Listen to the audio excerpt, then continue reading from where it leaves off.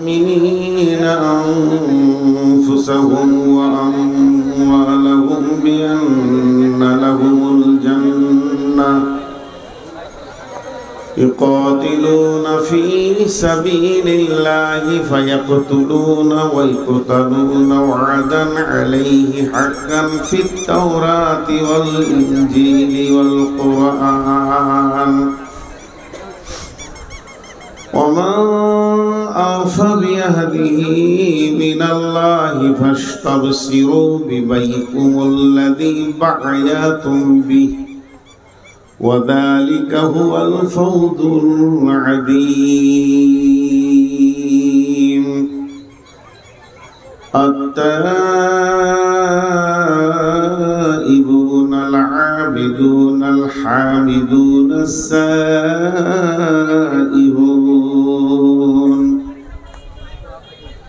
السائرون الراكعون الساجدون الآمرون بالمعروف والناهون عن المنكر والحافظون لحدود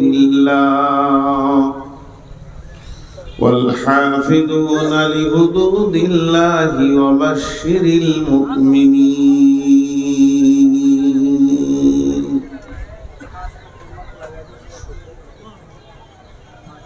ওহকি মুমিন ভাই হইল রে তোর বিদায় বেলার পালা।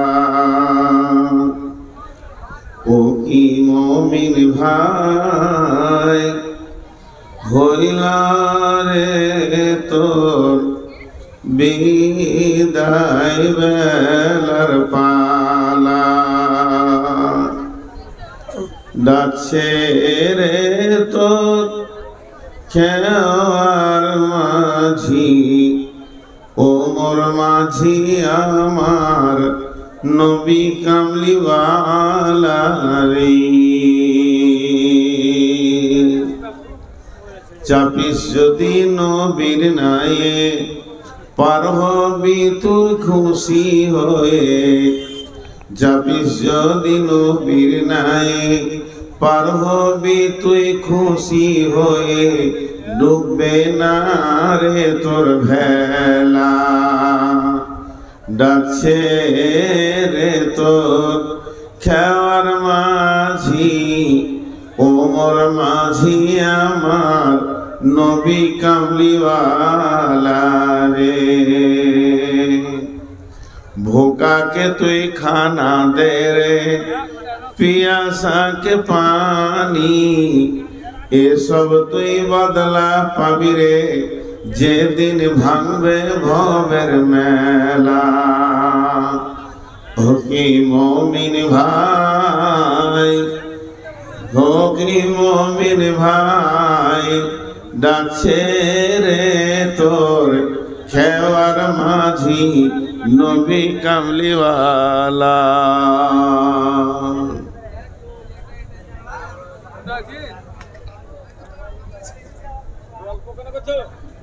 না ফোন করছো এটা হয়ে যাক, ওর আবার ডিস্টার্ব হয়ে যায়, কষ্ট।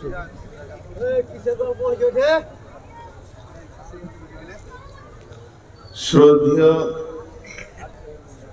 সুযোগ্য আজকের সবার সভাপতি,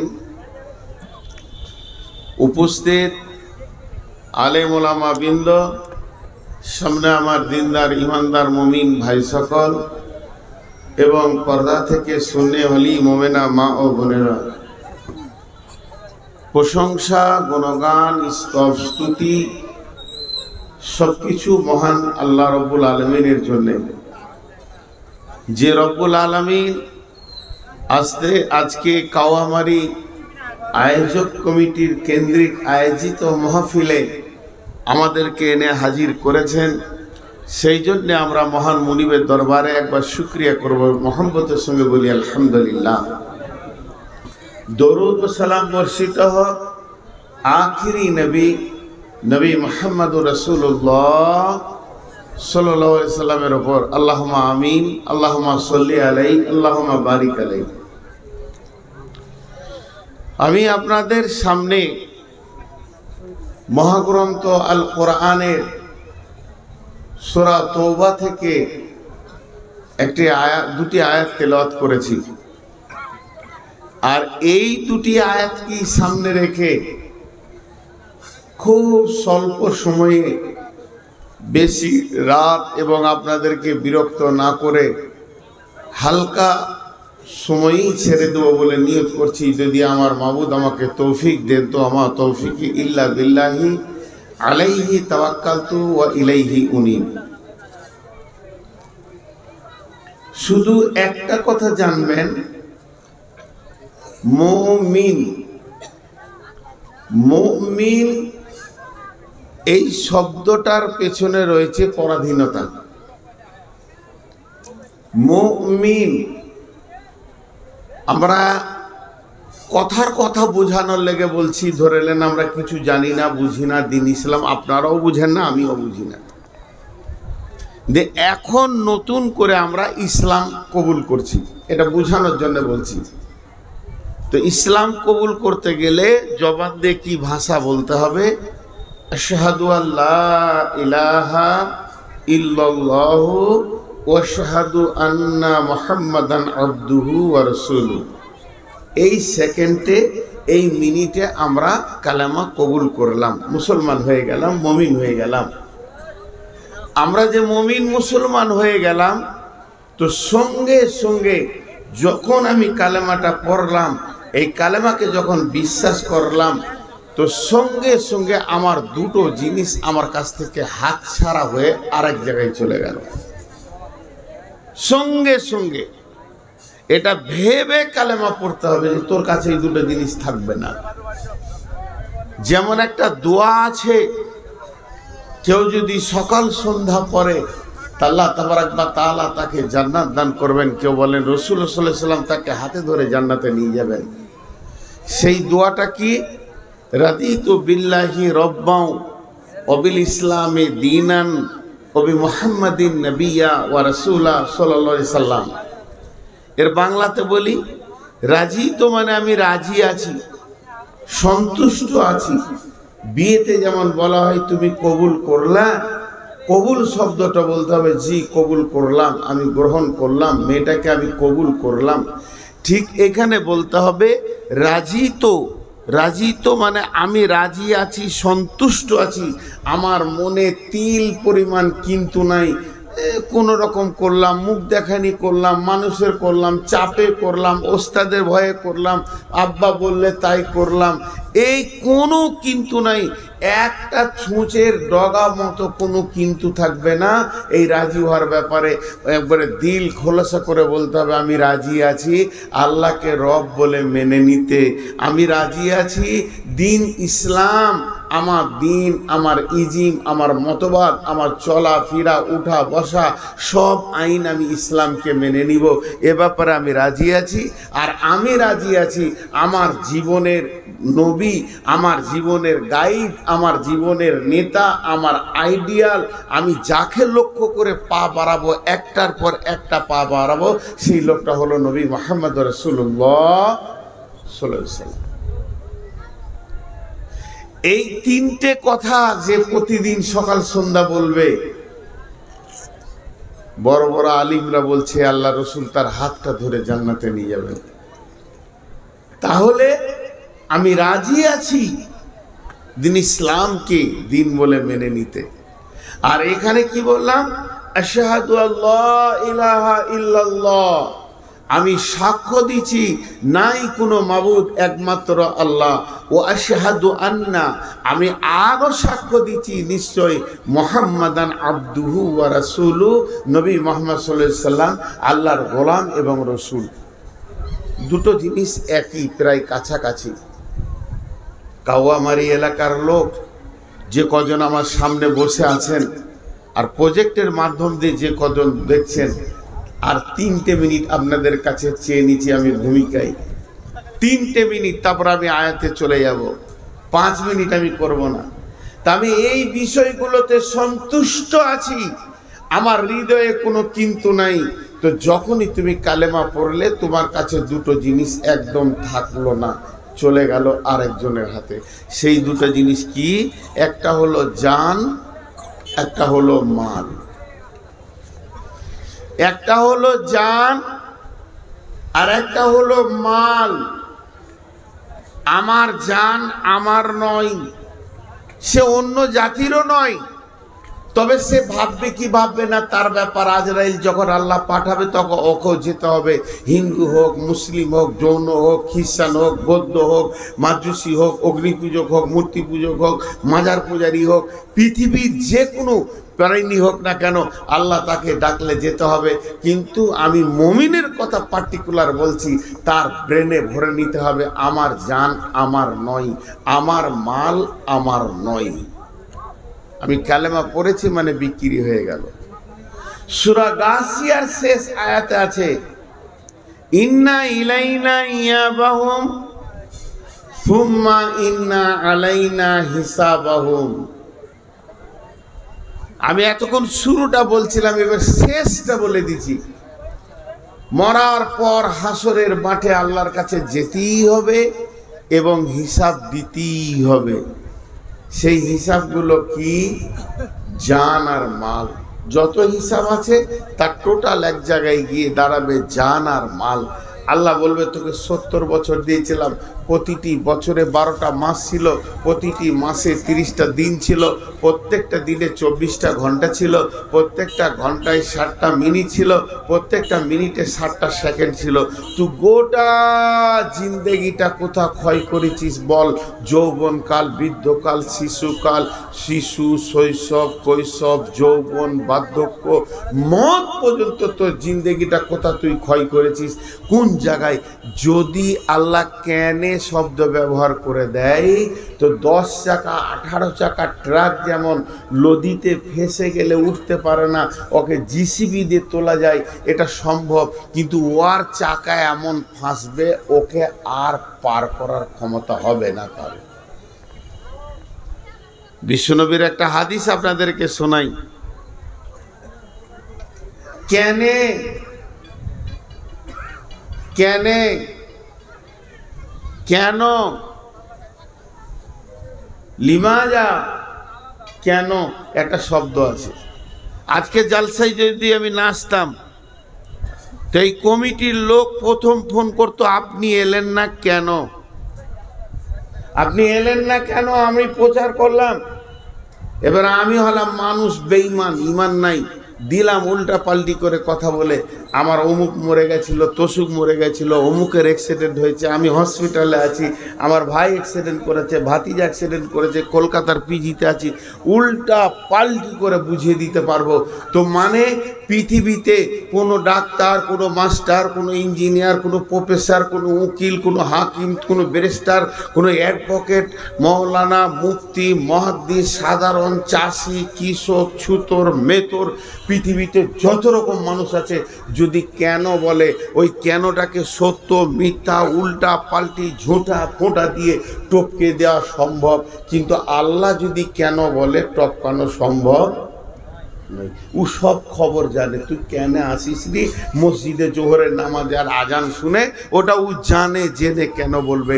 তো বিশ্বনবী বলছেন আল্লাহ যেদিন কিয়ামতের মাঠে তোমার বিচার নেবে, আর যদি আল্লাহ কেন বলে দেয় বিচার নিতে, এইটা করলি কেন, তো উম্মত তুমি নিশ্চিত হয়ে যাও, আর ডানে বামে কোনো চিন্তা করো না, তুমি নিশ্চিত হয়ে যাও আল্লাহ কেন বলেছে মানে তুমি জাহান্নাম যাবে। আল্লাহ কেন বলেছে মানে তুমি জাহান্নাম যাবে। আল্লাহর এই কেনটা টপকানোর তোমার দূরের যত বড় পণ্ডিত আছে কারো ক্ষমতা নাই টপকে দি। তো কিয়ামতের মাঠে দুটো হিসাব হবে, তুই জিন্দেগিটা কোথা ব্যয় করেছিলি, সারা জীবনটা বাদ দেন। আজকের দিনটা বলি, আজকে হলো 18 তারিখ, তাই না? অক্টোবর 18 তো।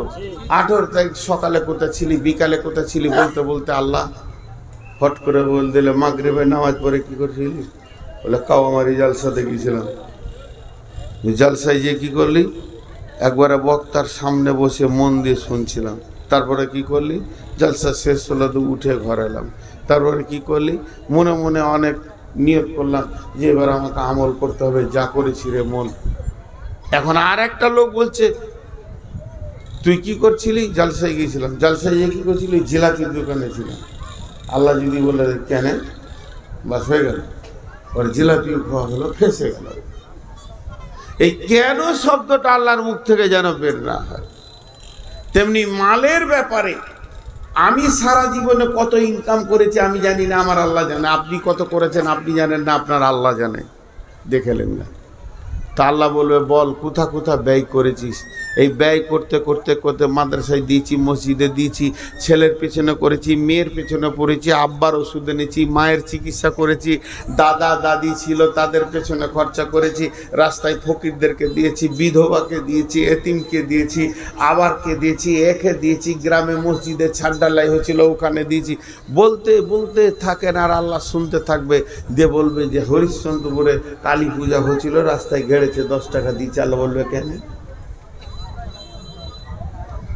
হয়ে গেল আর 5,000 কোটি টাকা মসজিদে দিয়ে দিলে, মাদ্রাসায় আর ভালো জায়গায়, আর 10 টাকা খালি ফেসে গেল কেন? আল্লাহ কি বলছেন? এবার আমি আয়াতে যাচ্ছি। ওরা মাঝে মাঝে ফুটবে নাকি?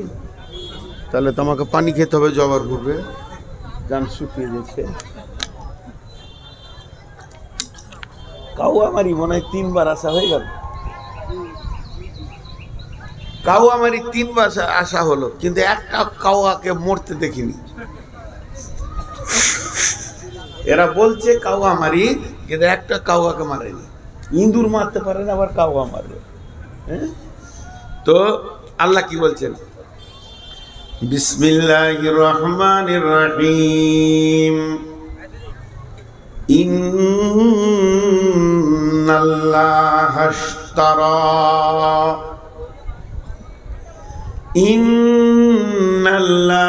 আশতারা মিনাল মুমিনিনা আমওয়ালাহুম আনফুসাহুম ওয়া আমওয়ালাহুম বিআন্না লাহুমুল জান্নাহ। এতক্ষণ যে কথাটা বললাম তর্জমা দেখেন। আল্লাহ বলছেন, মা আমার, বোন আমার, হালকা করে ধৈর্য ধরলেই বুঝতে পারবেন আল্লাহ কি বলছে, উঠবেন না। খুব গুরুত্বপূর্ণ বিষয় আপনাদের সামনে ধরেছি।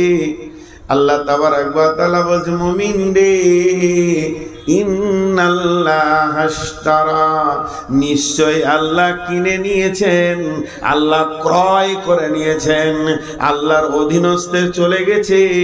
মিনাল মুমিনিনা, মুমিনের কাছ থেকে, আনফুসাহুম, তাদের জানকে, তোমাদের জানকে, ওয়া আমওয়ালাহুম, তোমাদের মালকে, বিআন্না লাহুমুল জান্নাহ, জান্নাতের বিনিময়ে।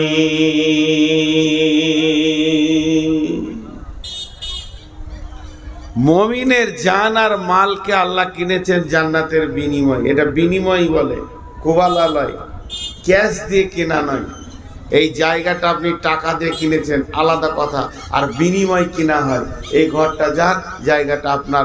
ওকে আপনি বলছেন, ভাই তোর বাড়ির পাশে আমার 3 কাঠা ডিহি আছে, দিয়ে দে, আর আমার বাড়ির পাশে তোর 3 কাঠাটা আছে, দিয়ে দে। এটা বিনিময় হলো। লিখতে যাবে তখন 2টা দাগ ধরে বলবে এরা দুজন বিনিময় করছে। আল্লাহ তাবারাক ওয়া তাআলা কাফেরের সঙ্গে ব্যবসা করতে চাননি, জালেমের সঙ্গে করেননি, ফাসেকের সঙ্গে করেননি, মুনাফিককে বিশ্বাস করেননি। আজ যদি আমি হরিশ্চন্দ্রপুরের মাটিতে কোনো একটা ইন্ডাস্ট্রিজ এরিয়া করি, কিংবা কোনো একটা ফ্যাক্টরি করি, তো এলাকার একটা ছেলে আমাকে নিতে হবে গায়ের শক্তির জন্যে। ওই ছেলেটা যখন আমি চয়েস করব, 5 জনকে জিজ্ঞেস করব ছেলেটা কেমন, ছেলেটা বেঈমান ইমানদার। লোক যদি বলে মাতাল, ওয়াদা ঠিক নাই, বেঈমান, কোটি টাকার বিজনেসে, তাকে আমি কোনদিন সঙ্গী শেয়ার বানাবো না, শেয়ার হোল্ডার নেব না। আল্লাহ তাবারাক ওয়া তাআলা সেই জান্নাত, যে জান্নাতের মাউজুস সাউতি খায়রুম মিনাদ দুনিয়া ওয়া মা ফিহা, জান্নাতের একটা ঘোড়ার কোড়া রাখা পরিমাণ জায়গা দুনিয়া এবং দুনিয়া থেকে সমস্ত মালের থেকে উত্তম। ওইটা আল্লাহ তাবারাক ওয়া তাআলা বিনিময় করবেন। কাকে করবেন? কাফের, ফাসিক, মুনাফিক, জালিম, মুশরিককে নয়।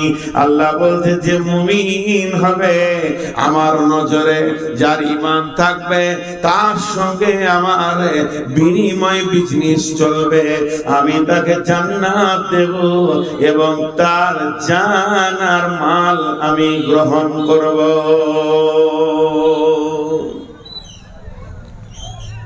দুটা জিনিস আল্লাহ চেয়েছেন জান্নাতের বিনিময়ে। আল্লাহ কোরআনে দলিল লিখে দিয়েছেন জান্নাতের, কে সই করবেন করেন। আল্লাহ বলেছে, আয়টা একটু পরে বলছে আল্লাহ, তোরা কে সই করবি আয়, আমার এই বিনিময় বিজনেসে তোরা কে সই করবি আয়। এই কথাই আল্লাহ ব্যবহার করছেন। তাহলে দুটা জিনিস কিনে নিল। এবার আমি একটা উদাহরণ দিব, মিসাল। উদাহরণটা মাথায় রাখেন। আপনার ঘরে একটা বড় খাসি আছে, খাসিটা দেখে আমাকে খুব ভালো লাগলো। আমি খাসিটা আপনার কাছে পরিপূর্ণ টাকা দিয়ে কিনে নিলাম। আপনি বলেছেন 40,000, আমি 40,000 থেকে 1 টাকা কম দিইনি, কিনে নিয়েছি। এখন খাসি আমার। বর্ধমান নিয়ে যেতে আমার অসুবিধা হচ্ছে, তা আমি খালি আপনাকে বললাম, ভাই 6টা মাস রাখবেন, প্রতি মাসে আমি 500 টাকা করে আবার দিব, আরো 3,000 দিব। কিন্তু খাসি আমার থাকবে আপনার ঘরে, মাস আমার যখন ইচ্ছা যাবে আমি নিয়ে চলে যাব। মনে মনে একটা নিয়ত করেছিলাম, কি জানেন? একটা নিয়ত করেছিলাম যে ওইটা খাসিটা আমার বেটির বিয়ের সময় জবাই করব, আর আমার বিয়ের লোকদেরকে খাওয়াবো। এখন 6 মাস পর ওর বিয়ে দিব, কিন্তু হঠাৎ মাস 2-1 মাথায় খাসিটার দরকার পড়ে গেল। কেন? যে আমার নাতনির নাম রাখবো, আকিকা দিব। তা আমি এসে নিয়ে চলে যাব, দেখি ভাই খাসিটা দেন। তখন আপনি না বলতে পারবেন না, যেহেতু আপনি বিনিময় নিয়ে নিয়েছেন, শুধু রাখওয়াল হয়ে আমার খাসিটা রেখেছিলেন। আপনি না বলতে পারবেন না, সকালে দিব না বিকালে দিব, বিকালে দিব না ভোরে দিব, এটাও বলতে পারবেন না। যখন আমি আসব তখনই হাসতে হাসতে খাসিটা আমার ঘাড়ে হাতে ধরিয়ে দেবেন। আল্লাহ তাবারাক ওয়া তাআলা বলছেন, মুমিন রে, তোদের দুটি জিনিস, একটা হলো তোর ঘরে সঞ্চিত মাল, যে মালের মহব্বতে তুই পাগল হয়ে রয়েছিস, ওই মালটা। আর একটা হলো তোর জান, আমি জান্নাতের বিনিময়ে কিনে নিয়েছি। অতএব আমার যখন প্রয়োজন হবে, এখন তোর কাছে রাখা আছে, যদিও তোর কাছে রাখা আছে, মালটা তোর নয়, মালটা হলো আমি আল্লাহর। আমি আল্লাহ যখন ওইটা চাইবো, সঙ্গে সঙ্গে ওটাকে তুই আমার হাতে হাওয়ালা করে দিবি।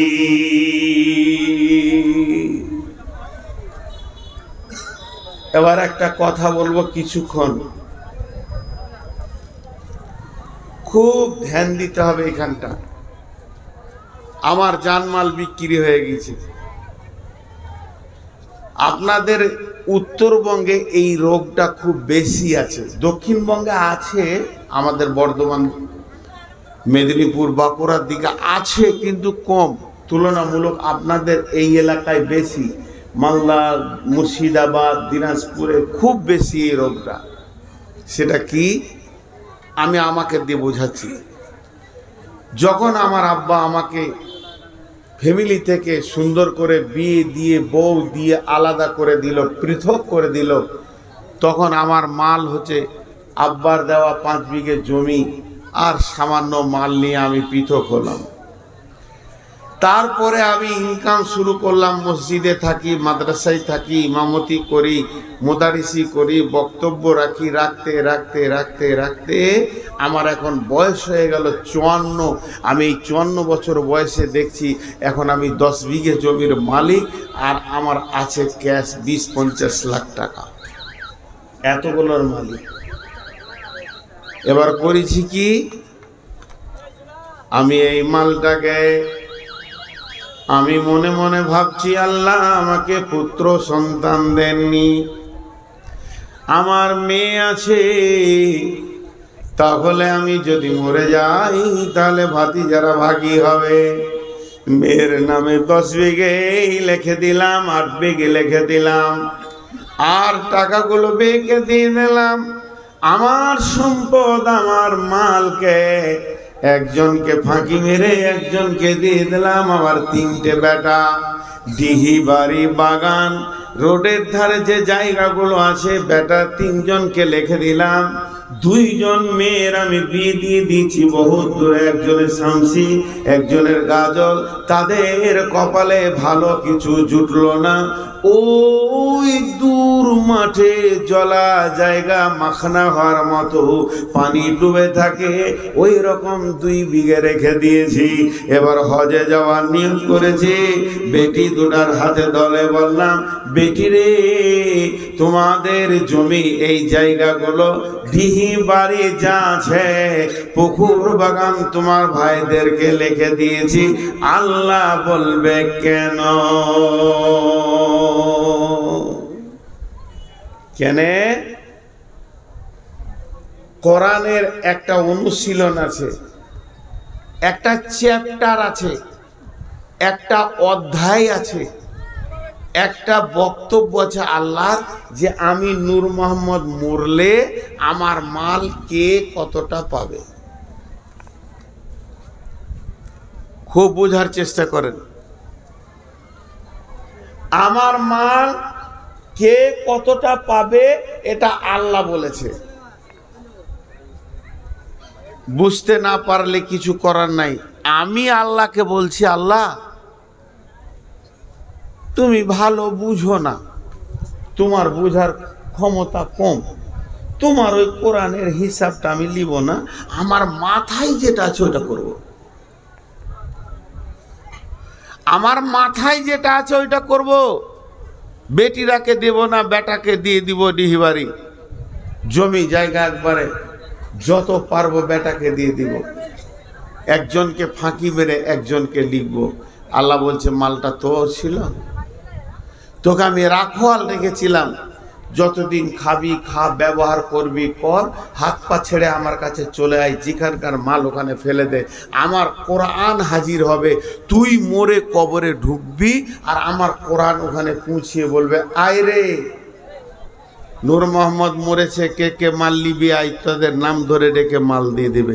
তার আগে তুই কাজ করে দিয়েছিস, এটা হলো না। ভাইরা আমার,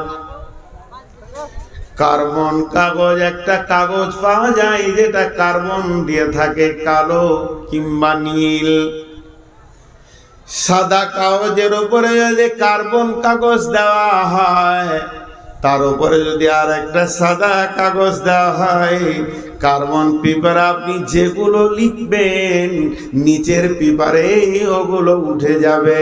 যেদিন আপনি হরিশ্চন্দ্রপুরে রেজিস্ট্রি অফিসে গেছিলেন 2025 সালে অক্টোবরের 18 তারিখে বেলা 11টায় বেটিদেরকে ফাঁকি মেরে বেটাকে লিখে দিয়েছেন, ওই দিনই নিচে কার্বনে আর একটা রেজিস্ট্রি হয়ে গেছে।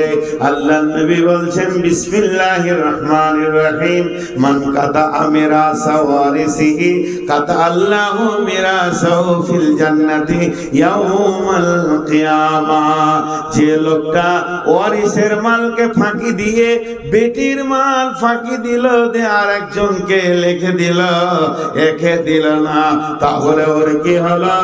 ওই একই ডেটে তার জান্নাতটা বিনিময়ে বিক্রি হয়ে গেল। ওই বেটি জান্নাতে বাস করবে আর বেটির জাহান্নামে বাপ চলে যাবে।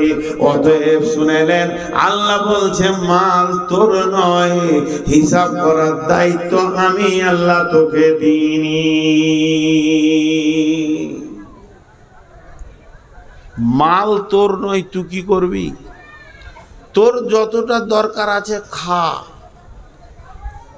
তুই থাক, আয়েশ কর, চিকিৎসা কর, বিক্রি কর 2 বিঘে, ব্যাঙ্গালোর চলে যা, কিডনি চেঞ্জ করে নিয়ে আসগা, তোর যত দরকার আছে করে যা, কিন্তু লেখালেখি করবি না। মাফ করবেন, একবার ক্ষমা চেয়ে বলছি, আপনারা মুরব্বী, আমার থেকে জ্ঞানী, বলেন আপনাদের দেশে এই সিস্টেমটা আছে না নাই? বেটিকে ফাঁকি দিয়ে বেটাকে লেখার সিস্টেমটা আছে না নাই? বদরুদ্দোজা নদভী একটা বক্তব্যে বলেছে, জিন্দা জাহান্নামী দেখবে তো ওকে দেখো, জিন্দা জাহান্নামী যদি দেখবে কেউ তো ওই লোকটাকে দেখো। তো বদরুদ্দোজা নদভীর বায়ানে শুনবেন। আর আল্লাহ নবী বলছেন, তুমি কলম চালানোর কে? তোমাকে কে পাওয়ারটা দিল যে তুমি কলম চালাবে? তুমি যখন মুমিন, যেদিন তুমি ইসলাম কবুল করনি, নিজেকে জান্নাতি ভাবছো বন্ধুরে, সেদিন থেকে তোমার মাল আর তোমার জানের স্বাধীনতা চলে গেছে। এটা তো মাল গেল, এবার জানটা কেমন? আল্লাহ কোরআনে বলছেন, বিসমিল্লাহির রহমানির রহিম, ওয়ালা তাকরাবুল ফাওয়াহিশা মা জারা মিনহা ওয়া মা বাতান ওয়ালা তাকতুলু নাফসাল্লাতী হারামাল্লাহু ইল্লা বিল হাক্কি যালিকুম ওয়াসাকুম বিহি লাআল্লাকুম তা'কিলুন। সকাল থেকে নিঃশ্বাস লিচি সকাল থেকে, আর আমার জানটা ক্ষয় হয়েছে, আমি কবরের দিকে আঁকাচ্ছি। এখন আপনারা 10 মিনিট বসে কোরআনের কথা শুনলেন, জীবনের 10টা মিনিট আপনার ভালো কাজে লাগলো। আমি একজন শিক্ষিত মানুষকে বলছিলাম, মক্কাতে একসাথে ছিলাম, মক্কায় বলছিলাম, ভাই প্রতিটি মানুষের পেছনে একটা করে কলম চলছে। ইসিজি করতে দেখেছেন? ইসিজি, অল্ট্রাসোনোগ্রাফি করতে দেখেছেন? আর হ্যাঁ না বলেন এতগুলো লোক। রুগীকে শুইয়ে দিয়ে হাতে পায়ে চিমটি দেয়, দিয়ে তারপরে এত বড় একটা রেডিওর মতো আছে, ওটাকে ডাক্তার চালায়, আর ওখানে একটা কলম আছে, এমনি এমনি করে ঘষে, ওইটাতে ওর বডির রিপোর্টটা বের হয়, এটাকে বলে অল্ট্রাসোনোগ্রাফি। তো আমরা যেদিন থেকে জন্ম নিয়েছি, কোরআন বলছে তোর পেছনে একটা কলম চলছে সব সময়। আমি ঘুমিয়ে গেছি, কলম চালু আছে। কথা বলছে, বিসমিল্লাহির রহমানির রহিম, মা ইয়ালফিযু মিন কাওলিন ইল্লা লাদাইহি রাকীবুন আতীদ। আজকে জালসায় এসেছি, ওই কলমটা চলছে সন্ধ্যা 6টা থেকে। নূর মোহাম্মদের পেছনে একটা কলম চলছে, একটা রিল কাগজ বের হচ্ছে, ওখানে রিপোর্ট বের হচ্ছে। রিপোর্টে আসছে কি, সন্ধ্যা 6টা থেকে 10টা পর্যন্ত খালি জিলাপি আর মার্কেটে আর মহিলাদের ভিড়ে মেলাতে আনন্দ করেছে হয়ে খালি লাল কালি বের হচ্ছে, আবার এখন বসে বায়ান শুনছে একই কলমে সবুজ কালি বের হতে লাগলো। এতক্ষণ সময়টা ভালো চলছে, আল্লাহ গোটা ফিতেটা রিলটা কিয়ামতের মাঠে আপনার সামনে করে দিয়ে বলবে, জীবনে কতটা সময় তুমি ভালো কাজে ব্যয় করেছ আর কতটা সময় তুমি অন্যায় কাজে ব্যয় করেছ। হে আমার গোলাম, তুমি দেখে নাও, আমার কলম তোমার পিছনে 24 ঘন্টা চলছে। তুমি এমন একটা কথা বলো না যার সংরক্ষণকারী সংরক্ষণ করে না।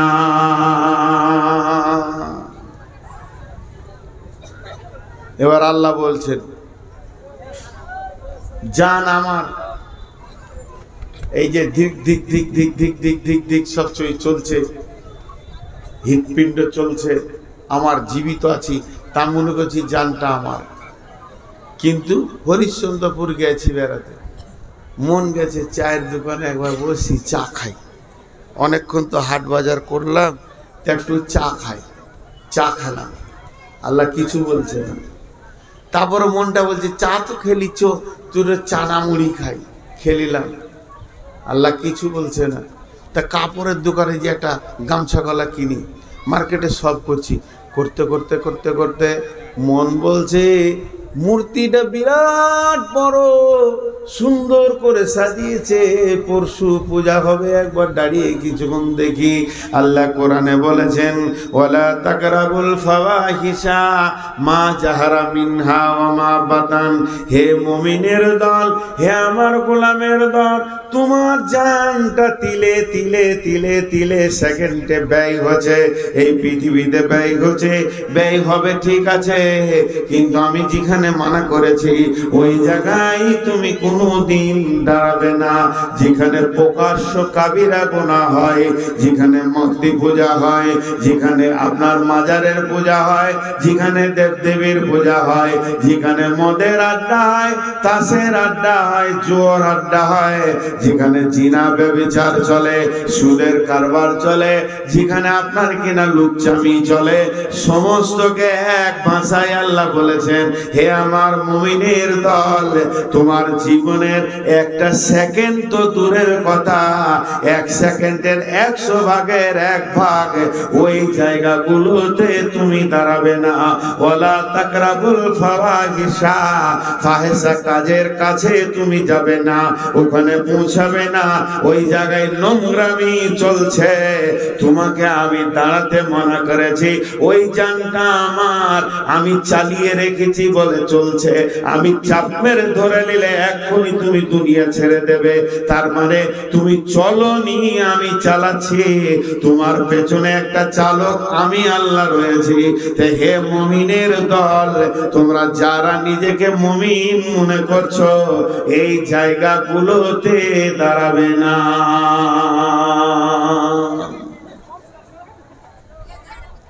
মানা করে দিলেন আল্লাহ, আর দাঁড়ানো যাবে না। কারণ জান আমার নয়, জানের মালিক যে সে মানা করে দিয়েছে, আমি পারবো না ভাই। আজকে জালসা চলছে, একটা কমিটি আছে, কমিটির একটা হেড আছে, সেক্রেটারি আছে, সেক্রেটারি বলে শেখা ওখানে, খবরদার কাউকে ফ্রিতে একটা ডেলিগেট দিবি না, 1 টাকা কমে দিবি না। আপনি কি বলবেন? ভাই আমি পারবো না, সম্ভব নয়, পারমিশন নাই। ঠিক ওই রকম জান আর মাল, জান এমন জিনিস আপনি নিজের মন মতো ব্যয় করতে পারেন না নিজের জানকে। মা বোনেরা, যেখানে নোংরামি, ওই জায়গায় বসতে পারেন না, ওই জায়গায় যেতে পারেন না।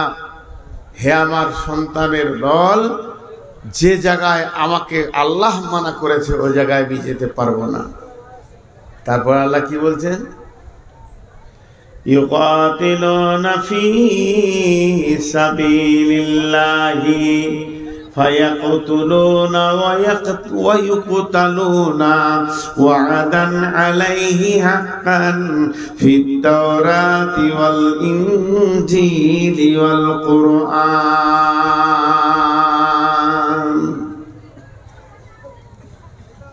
এই জায়গাটা বুঝতে হবে আল্লাহ বলছেন يقاتلون في سبيل الله فيقتلون ويقتلون وعدا عليه حقا في التوراة والإنجيل والقرآن وما أوفى بيده من الله فاستبصروا ببيعكم الذي بايعتم به وذلك هو الفوز العظيم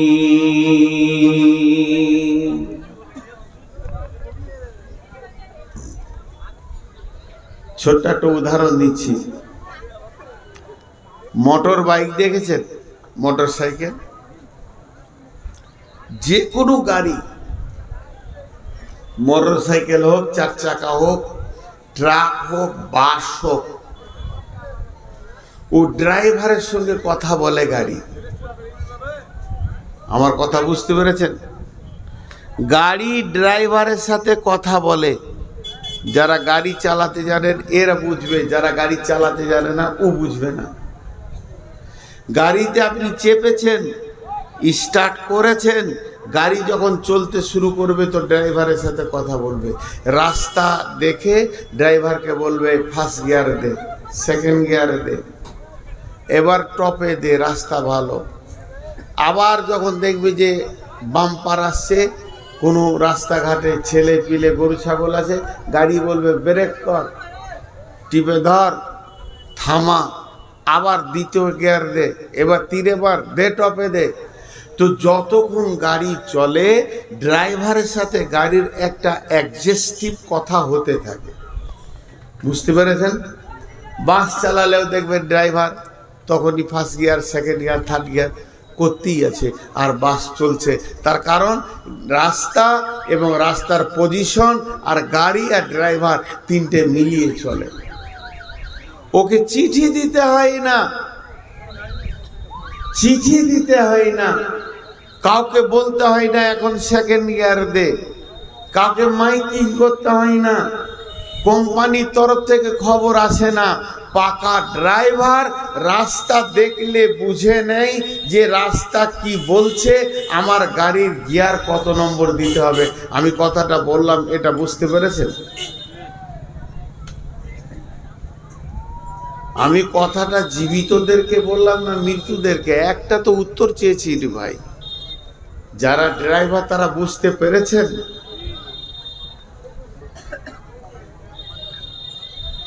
আমি যে উদাহরণটা দিলাম সেটা আপনারা বুঝতে পেরেছেন হ্যাঁ কিন্তু এত চুপ কেন বাংলাদেশে ডিসেম্বরে যাব ওখানে জালসা করে একটা মজা মুখ খুলে ঠিক বলেছেন বলতে হবে আরো আগ্রহ লাগে কথা বলতে আর এখানকার শ্রোতাদেরকে গরম করাই যায় না মুখ খুলবেই না ও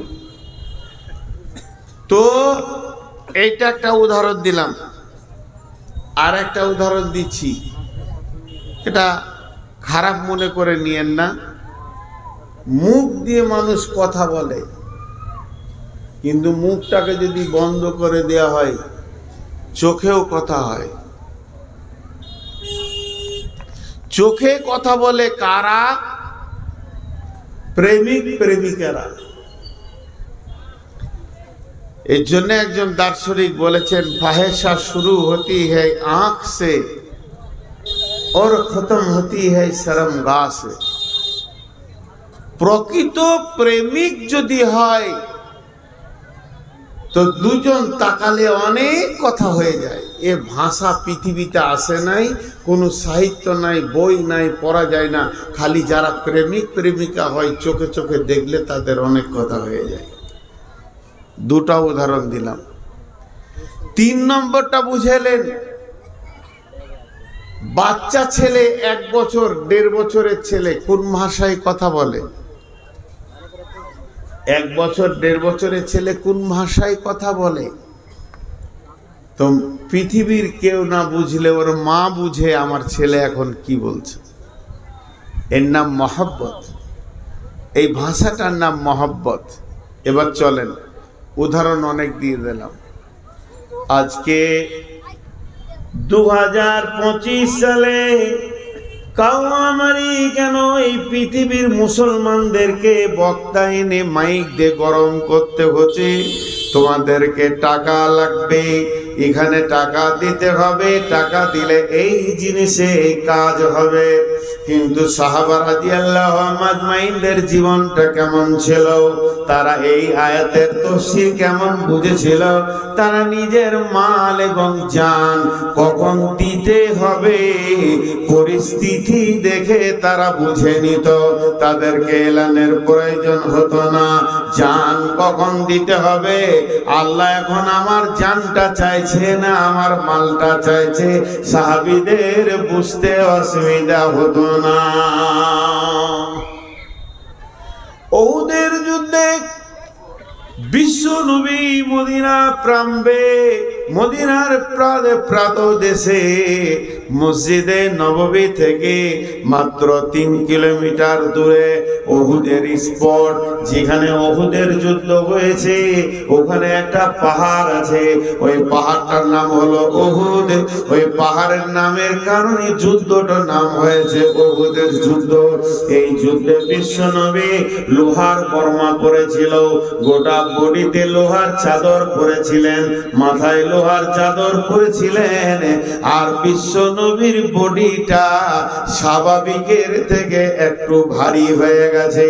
আল্লাহ নবী ডান দিকে বাঁ দিকে সামনে পেছনে চারিদিকে যেন সব সময় মহড়া দিতে রয়েছেন, কখন কোন দিকে শত্রু আসে। সাহাবা রাদিয়াল্লাহু আজমাইনেরা রাসূলের সঙ্গে রয়েছেন, চারিদিকে যেন একটা মহড়া চলছে। ঠিক এরকম সময়ে আল্লাহর নবী একটা পাথরের উপরে উঠবেন। স্বাভাবিক একটা মানুষ যত উঁচুতে উঠতে পারে, পাথরটার একটু উঁচুতে রয়েছে, মাঝে একটা যদি আর একটা ছোট পাথর থাকতো তাহলে ওটাতে পা দিয়ে আল্লাহর নবী ওই পাথরে উঠলে মহড়াটা ভালো হতো। রসুলের চিন্তা আপার চিন্তা।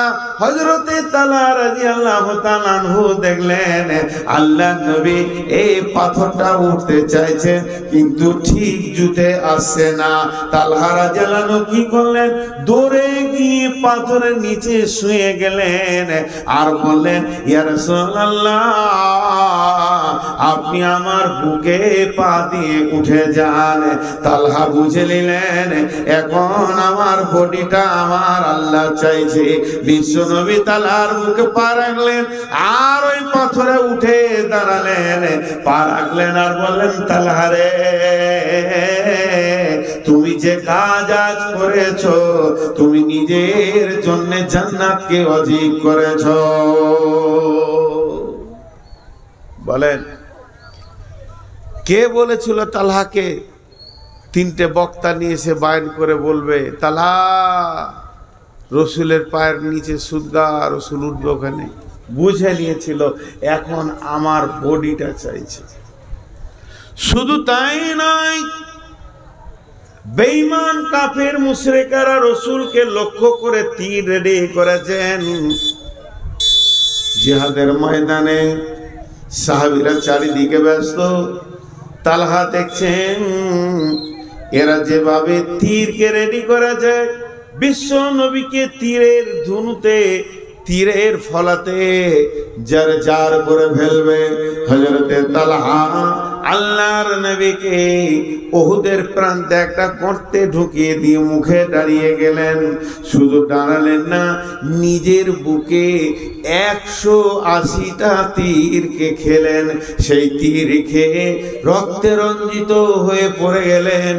বন্ধুরা আমার, এ ছিল সাহাবীদের জীবন। তারা জানতো ইসলামের জন্য কখন জান লাগবে আর কখন মাল লাগবে।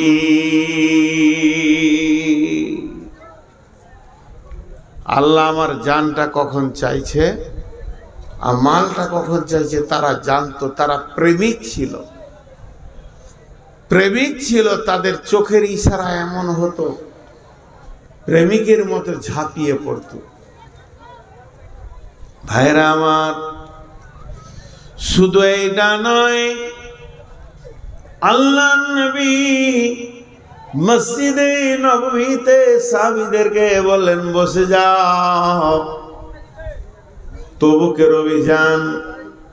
আল্লাহ নবী বললেন যায়েদ তুমি কোথায় আছো? লাব্বাইক রাসূলুল্লাহ। আব্দুল্লাহ ইবনে রাওয়াহা কোথায় আছো? আব্দুল লাব্বাইক রাসূলুল্লাহ। জাফর বিন আবি তালিব কোথায় আছো? লাব্বাইক রাসূলুল্লাহ। আল্লাহ নবী বললেন ও আমি তবুকের প্রান্তে প্রধান সেনাপতি করলাম যায়েদকে, যিনি দ্বিতীয় সেনাপতি হবে জাফর ইবনে আবি তালিব, তৃতীয় সেনাপতি হবে আব্দুল্লাহ ইবনে রাওয়াহা। যখন জায়েদের নাম নেওয়ার পর, জায়েদের নাম নেওয়ার পর জাফর ইবনে আবি তালিবের নাম নিলেন, তখন জায়েদ বুঝে নিলেন আর আমি পৃথিবীতে থাকবো না, আমি শহীদ হয়ে যাব। তারপরও জায়েদ তৈরি হয়ে গেলেন। এরপরে জাফর ইবনে আবি তালিবের পর আব্দুল্লাহ ইবনে রাওয়াহার নাম নিচ্ছেন আল্লাহর নবী। তখন জাফর ইবনে আবি তালিব বুঝে নিলেন আর আমি পৃথিবীতে থাকবো না, সন্তানের মুখ দেখবো না, মালের কাছে ফিরে আসবো না। তারপরে আব্দুল্লাহ ইবনে রাওয়াহার নাম নিলেন। আব্দুল্লাহ ইবনে রাওয়াহার নাম নেওয়ার পর বিশ্ব নবী নাম লিখে বলছেন এরপরে তোমরা জিহাদের ময়দানে যাকে পাবে একটা মনোনীত সেনাপতি বানিয়ে নেবে। তাহলে জাফর ইবনে আবি তালিব আব্দুল্লাহ ইবনে রাওয়াহা বুঝে নিলেন আমাদের বিদায়ের প্রাক্কাল চলছে। আল্লাহর নবী বললেন তোমরা বাড়িতে ফিরে যাও, নিজের আত্মীয়দেরকে দেখা করে চলে এসো, তোমাদেরকে তবুকের অভিযানে যেতে হবে। আর জায়েদ ইবনে হযরতে জায়েদ উঠে দাঁড়িয়ে বললেন ইয়া রাসূলুল্লাহ, ইয়া হাবিবাল্লাহ, আপনি আমার বাপের ভূমিকায় ছিলেন, আম্মা জান আয়েশা আমার মায়ের ভূমিকায় ছিল, অতএব আপনারা আমাকে ক্ষমা করবেন, আমি আমার জন্য দোয়া করবেন। এরপরে জাফর ইবনে আবু তালিব নিজের সন্তানদের ব্যাপারে বিবিকে ওসিয়ত করলেন, হে আমার বিবি শোনো, রাসূল আমাকে দ্বিতীয় সেনাপতি বানিয়েছেন, মানে আর আমি ফিরে আসছি না। বিবি রে, আমার সন্তানদেরকে আমার রাস্তায় দিয়ে দিও, আমার মতো মুজাহিদ বানিয়ে দিও। এই বলে জিহাদের ময়দানের দিকে দৌড়তে লাগলেন। এরপরে আব্দুল্লাহ ইবনে রাওয়াহা বিবিকে বলছে তেলাওয়াত বন্ধ করো, তোমার সঙ্গে আমার জান্নাতে দেখা হবে।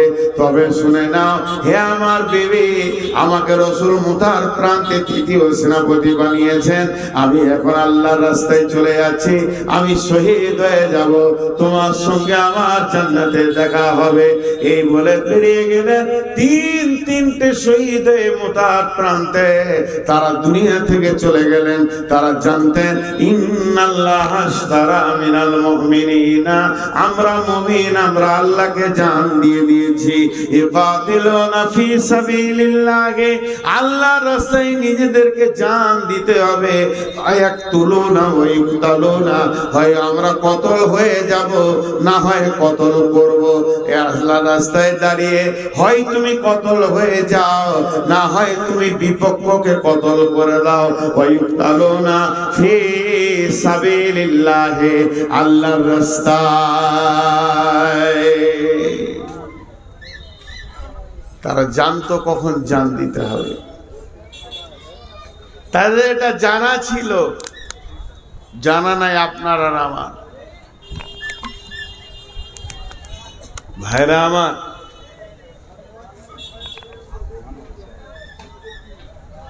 এইটা নাকি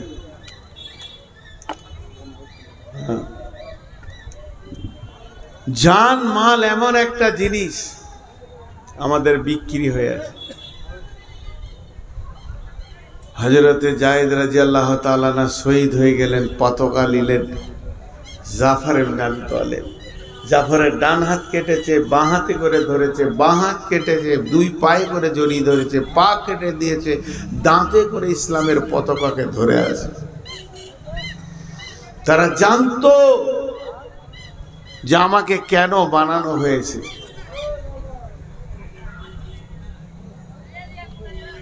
আর আমাদের কিছুই জানা নেই। মাল কখন ব্যয় করতে হয় তারা জানে। ভাইরা আমার, মাল হযরতে উসমান গনি, আল্লাহ তাবারক ওয়া তাআলা উসমান গনিকে মাল দিয়েছিলেন, তিনাকে মালের সম্ভার দিয়েছিলেন, তিনাকে গনি বানিয়েছিলেন, ধনী বানিয়েছিলেন। তিনি ইসলামের তৃতীয় খলিফা ছিলেন। প্রথম খলিফা আবু বকর, বিদায়ের পর ওমর ফারুক রাদিয়াল্লাহু তাআলা আনহু। ওমর যেদিন বিদায় নিলেন, হযরত উসমান গনি খলিফা হলেন। ওসমান একজন খলিফা, ওসমান একজন মুমিন মুসলমান, ওসমান একজন মাওলানা। শুধু তাই নয়, ওসমান হলেন রসুলের জামাতা, দু নূরাইন। রসুলের দুই মেয়েকে ওসমান বিয়ে করেছিলেন। একটা মরে যাওয়ার পর জামাইটা কত প্রিয় ছিল, রসুল দ্বিতীয় বিটি দিয়ে দিলেন। তার নাম হচ্ছে হযরতে ওসমান গনি রাদিয়াল্লাহু তাআলা আনহু। এই ওসমান গনি যখন নিজের গম হয়েছে মদিনার মার্কেটে বিক্রি করতে গেছে, মদিনার হাটে দাঁড়িয়ে আছেন। এদিকে মাল, এদিকে গমওয়ালার আছে, এখানে কাপড়ওয়ালার আছে, এখানে আর কিছু অনেক আছে। এমন সময় দেখছেন ওই মদিনার মাটিতে বহু দূরে মরুভূমির বুক চিরে একটা দল আসছে। যে দলের ভিতরে তারা হাট করবে না, হাটে তারা কিনবে না, তারা বেচবে না, তাদের বেচার কিছু মাল নাই, কিনার মতো অর্থ নাই। তারা এত গরিব, কখন খেয়েছে ভুলে গেছে, কি খেয়েছে ভুলে গেছে। শুধু তাই নয়, তাদের পেটে খাবার নাই, গায়ে তেল নাই, মাথায় চিরুনি কাঙ্ঘি করেনি, একদম উস্কো খুস্কো হয়েছে। তাদের মধ্যে বৃদ্ধ আছে, বৃদ্ধা আছে, যুবক আছে, যুবতী আছে, শিশু আছে, নারী আছে, পুরুষ আছে। দল বেঁধে তারা মদিনার হাটের ভিতরে ঢুকছে। কিনবে না বেচবে না, তা ঢুকছে কেন? হাটে তো কিনা বেচাই হয় না। তারা ঢুকছে ক্ষুধার্ত অবস্থায়। কেউ যদি দুটি পয়সা তাদের হাতে তুলে দেয়, তারা পেটে ক্ষুধার্ত অবস্থায় রয়েছে। আজকে হাটের দিন, অনেক ধনী, অনেক ব্যাপারী, অনেক পাইকার লেনদেন করবে। যদি কারো দিল বলে যে কিছু দান করব, ওই মালটা পেলে খেয়ে বাঁচবে, এই অবস্থায় ঢুকছে। আর যে লাইনে ঢুকছে, যে রোডে ঢুকছে, ওই জায়গাতেই হযরতে ওসমান গমের ঢেরি লাগিয়েছে।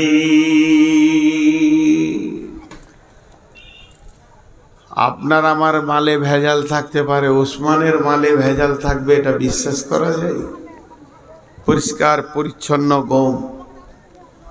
পাইকাররা আসছে আর বলছে, হুজুর কি দাম নেবেন? হুজুর কি দাম নেবেন বলেন। হযরত ওসমান খালি একটা কথা বলছে, একটু ঘুরে আসেন, এই তো এলাম, বাজার দর একটু উঠুক, বিক্রি করব। আমি বিক্রির জন্যই তো এসেছি, খালি বাজারটা একটা উঠুক। আহা, ওই দল যখন ঢুকেছে, ওসমানের বিবেকের ঘরে একটা হাতুড়ি পড়ে গেছে, ধাক্কা পড়ে গেছে। মাল তো আল্লাহ চাইছে, এবার আমার এই মাল কিনার জন্য আমার খরিদ্দার এখন আল্লাহ স্বয়ং নিজে হয়ে গেছে। তার কারণে গরিব গুলো কেন এলো? হযরত ওসমান বলছে, বাবু তোমার গামছাটা পাতো, লাও 1 সা 2 সা। তোমরা কজন? 5 জন লাও। তোমরা কজন? 3 জন লাও। লাও লাও লাও। একটা বস্তা শেষ হলো, দ্বিতীয় প্যাকেট গেল, তৃতীয় প্যাকেট গেল, সমস্ত মালগুলি তার চলে গেল। হযরত ওসমান বুঝে নিলেন, আজ আমার কাছ থেকে আমার আল্লাহ মাল চেয়েছে।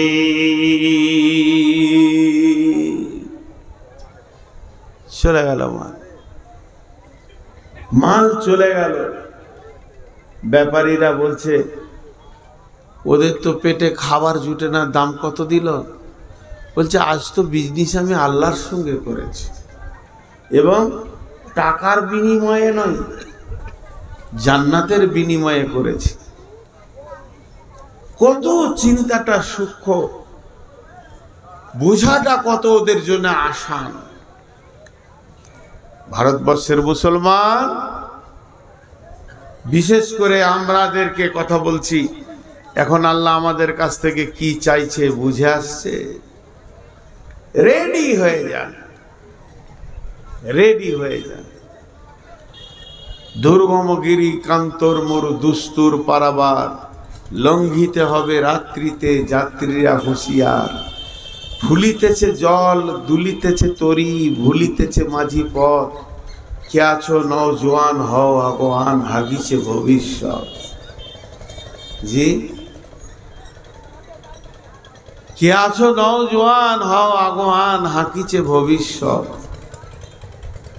আল্লাহ তাবারাক ওয়া তাআলা বলছেন, বিবাইকুমুল্লাযী বায়াতুম বি ওয়াদাল্লাহু হাক্কান ফিত তাওরাতি ওয়াল ইনজিলি ওয়াল কুরআন। এই ওয়াদাটা আমি শুধু কোরআনে করেছি তা নয়, এই প্রতিশ্রুতিটা আমি তৌরাতে দিয়েছি, ইনজিলে দিয়েছি, আবার কোরআনে দিলাম। মুসলমান তোমরা শোনো, পূর্বপুরুষ থেকে জান মাল আল্লাহ কিনে রেখেছেন। তোমরা জান মাল এনে আমাকে দেবে, আর আমি তোমাদেরকে জান্নাত দেব। এই ওয়াদাটা শুধু আজকে নয়, ফিত তাওরাতি ওয়াল ইনজিলি ওয়াল কুরআন।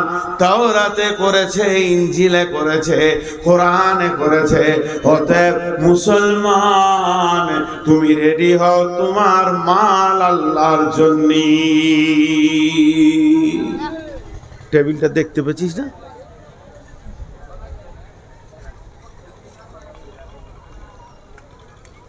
সব তোমার আল্লাহর জন্য। বুঝে নিতে হবে আল্লাহ এখন কি চাইছে।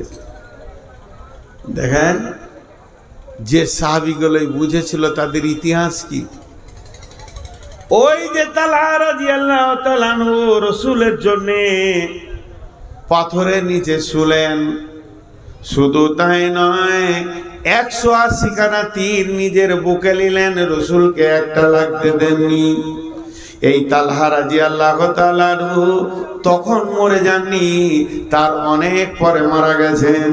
যেদিন তালহা মারা যান, আল্লাহর নবী জানাজা পড়েন, এবং লাশ কবরে যখন রাখা হয়, বিশ্ব নবী বলছেন, এই আল্লাহ, আমার তালহাকে আমার কাছে ছিল, তোমার কাছে দিলাম।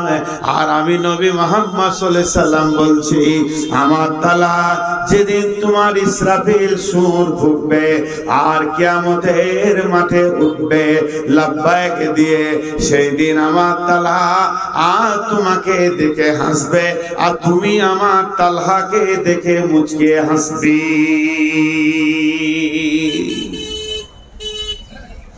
হরিশ্চন্দ্রপুরে স্টেশনে আপনি গিয়েছেন কেন? আপনার এক বন্ধু আসছে কলকাতা থেকে, ট্রেন থেকে নেমেই দেখবেন দুইজন মুখে মুখে দেখা হলে মুচকি হাসি হবে। হাসিটা অটোমেটিক আসবেই। তো এই যে প্রেম, কত মহব্বত, যেটা কঠিন কিয়ামতের দিন সেই দিন তালহা যখন উঠবে তো আল্লাহ তালহাকে দেখে মুচকে হাসবে, আর তালহা আল্লাহকে দেখে হাসবে। এর থেকে সৌভাগ্য আর কি হতে পারে? ভাইরা আমার, মাল গ্রহণ করা যেমন ইসলামের জন্য মাল ছেড়েও দিতে হবে। আব্দুল্লাহ যুল বাতাজাইন একটা সাহাবীর নাম, ওর নাম ছিল আব্দুল উজ্জা।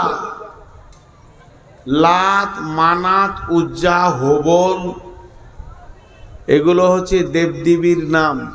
আমাদের যেমন এখনকার যুগে দুর্গা, গণেশ, কালী মূর্তির নাম, আগেকার ছিল তাদের দেবদেবীর নাম ছিল লাত, মানাত, উজ্জা, হোবল। উজ্জা একটা ঠাকুরের নাম, উজ্জা একটা ঠাকুরের নাম। আমার বাড়িতে যদি কোনো সন্তান হয় তো আপনি খুশি করে নাম রাখলেন আব্দুল্লাহ। দুটো শব্দ, আব্দুল্লাহ, আব্দুল্লাহ দি মিলিয়ে আমরা বলি আব্দুল্লাহ। আব্দুল্লাহ নামটা রেখে আমরা খুশি হই। আব্দুল্লাহ মানে জানেন, আল্লাহর গোলাম। ওরা বাপ বলতে চাইছে আমার ছেলেটা আল্লাহর গোলাম। তোর বাপের বোনটা খুব খুশি হচ্ছে যে আমি ছেলেটাকে আল্লাহর গোলাম বানালাম। তো আব্দুল উজ্জা যখন জন্ম নেই তো ওর বাপ নাম রেখেছে আব্দুল উজ্জা। উজ্জা একটা ঠাকুরের নাম, তাহলে ওর বেটা হলো উজ্জা ঠাকুরের গোলাম। যেমন অনেক হিন্দু ভাইদের নাম আছে কালী দাস, কালীর দাস, সে দাসত্ব করবে, এর জন্য নাম রাখা হয়। তো ওর নাম রেখেছে আব্দুল উজ্জা। ভাইরা আমার, যখন মদিনা মানবালায় আব্দুল উজ্জা বিশ্ব নবীর সংবাদ পেলেন, আল্লাহ নবীকে পেলেন, আব্দুল উজ্জার বাপ মারা গেছে, মা বিধবা, মা বেটা দুজনই চাচার কাছে থাকে, আব্বা তো নাই। সেই আব্দুল উজ্জা আল্লাহ নবীকে পেয়ে আব্দুল উজ্জা বুঝে ফেললেন আর দেরি করা যাবে না, আমাকে এখন কালেমা পড়তে হবে, আল্লাহর গোলাম বানতে হবে। কৌতূহলিকতা ছেড়ে দিয়ে, দাসত্ব ছেড়ে দিয়ে, আর দেবদেবীকে ছেড়ে দিয়ে রসুলের কাছে কালেমা পড়ে নিলেন। বিশ্ব নবীর কাছে কালেমা পড়েছে। এই খবর যখন তার চাচা পেয়ে গেছে, আব্দুল উজ্জার চাচা, চাচা বলছে আব্দুল উজ্জা রে, তোর ব্যাপারে কি শুনলাম, তুই নাকি বিধর্মী হয়ে গেছিস।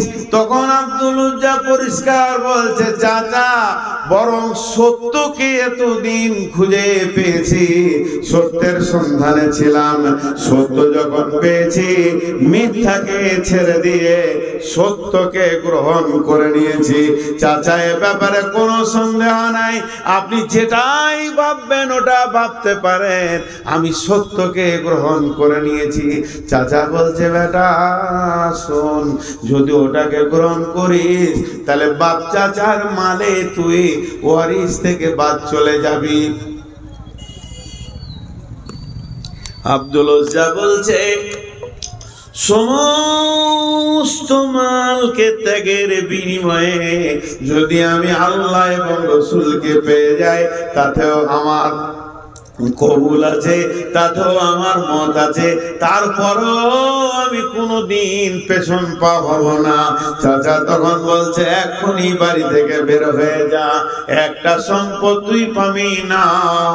আব্দুল উজ্জা বলছেন, চাচা আমার একটা বক্তব্য শোনো, আপনিও যদি ইসলাম গ্রহণ করতেন তা কত ভালো হতো। ইসলাম একটা সুন্দর, ওর ভিতর আরো চলে গেল, নিজে তো ছাড়ে না, আবার আমাকে দাওয়াত দেয়, এটা কেমন করে হতে পারে। আব্দুল উজ্জার চাচা রেগে গিয়ে ওকে বাড়ি থেকে বের করে দিল। তোর গায়ে যে কাপড় চোপড় আছে সব খুলে দে।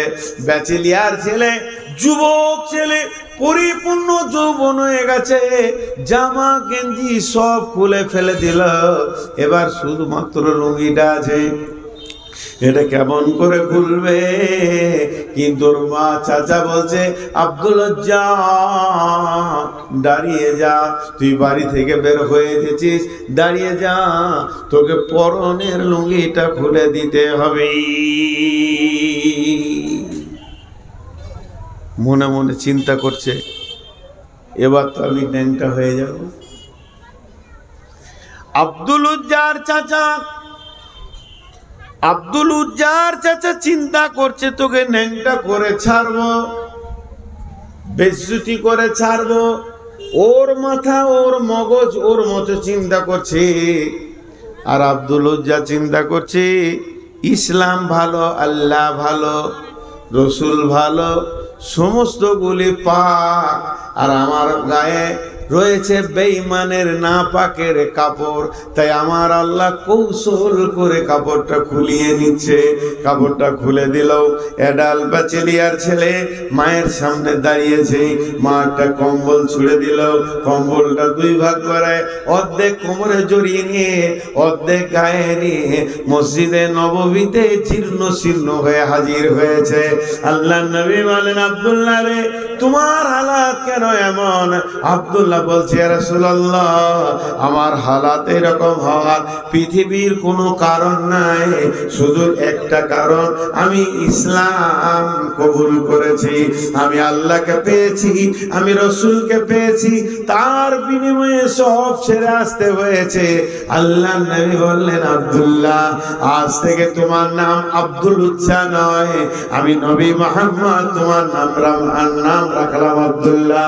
মসজিদে নববীতে আসাফেদের সুফার যে জায়গা আছে, আল্লাহ নবী বললেন, যাও তুমি আসাফে সুফাদের ভিতরে থাকো। আব্দুল্লাহ আসাফে সুফাদের সঙ্গে থাকতে লাগলো। যাদের ঘর নাই, বিবি নাই, ছেলে নাই, আবার যদি কোনো হাদিয়া সাদকা আসে সেই খেজুর তারা খেতে পায়, আর যদি না আসে তাহলে না খেয়ে থেকে যায়, তাদের সঙ্গে থাকতে লাগলো আব্দুল্লাহ। আব্দুল্লাহ থাকতে থাকতে জোরে জোরে কোরআনকে তেলাওয়াত করে করে পড়তে লাগলো। অন্য সাহাবীরা আসহাবে সুফাদের মধ্যে গিয়ে আল্লাহ নবীকে বলছেন, ইয়া রাসূলুল্লাহ, আব্দুল্লাহ এমন করে কোরআন পড়ে, ওকে আস্তে করে পড়তে বলেন, আমাদের সহ্য হয় না, আমরা এত চিল্লানি শুনতে পারি না। বিশ্বনবী বললেন, তোমরা ধৈর্য ধরে নাও, আমি আব্দুল্লাহকে মানা করতে পারবো না, কারণ আব্দুল্লাহ বহু ত্যাগের বিনিময়ে আজকে ইসলামের ভিতরে এসেছি।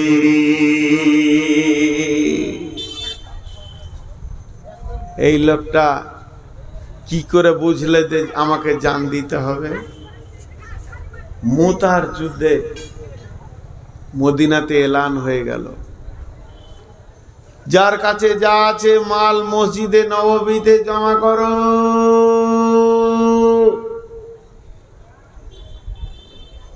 হঠাৎ যুদ্ধের ডঙ্কা বেজে উঠেছে।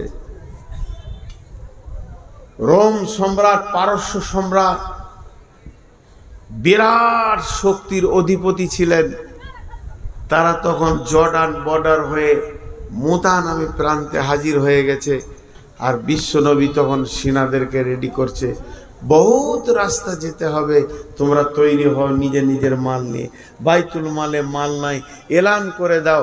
এখন হঠাৎ টাকা দরকার, এলান করা হলো, ও মদিনার আনসার মুহাজিরেরা, তোমাদের কাছে যার যার মাল আছে জমা করো।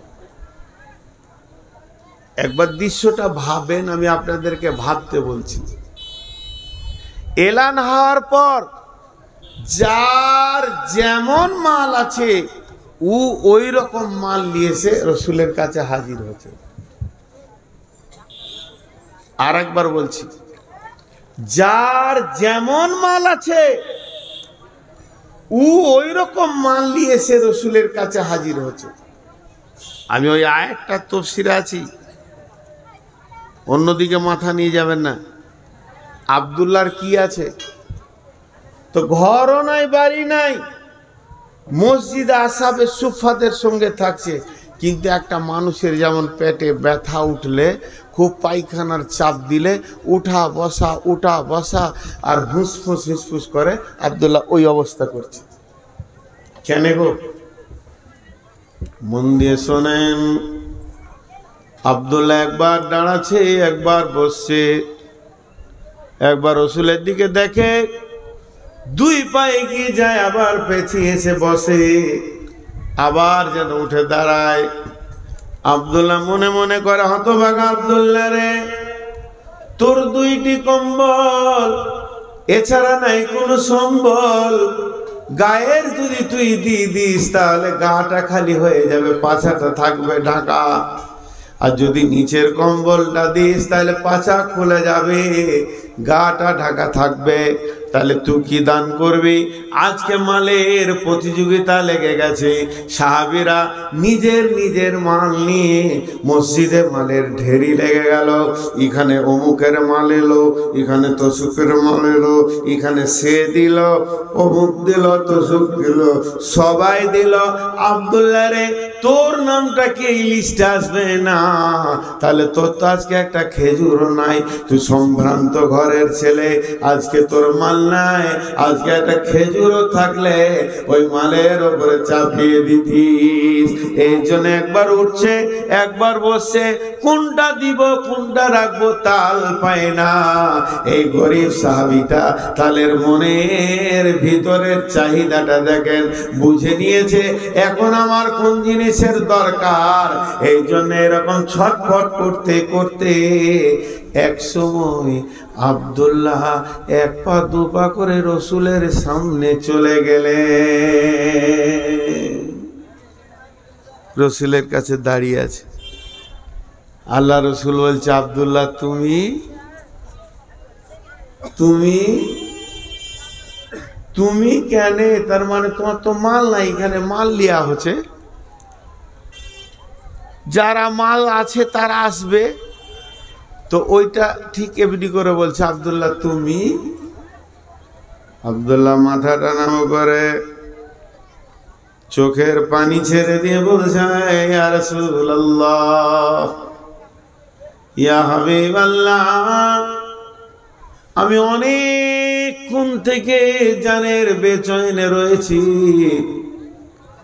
আমি কি দিব খুঁজে পেলাম না।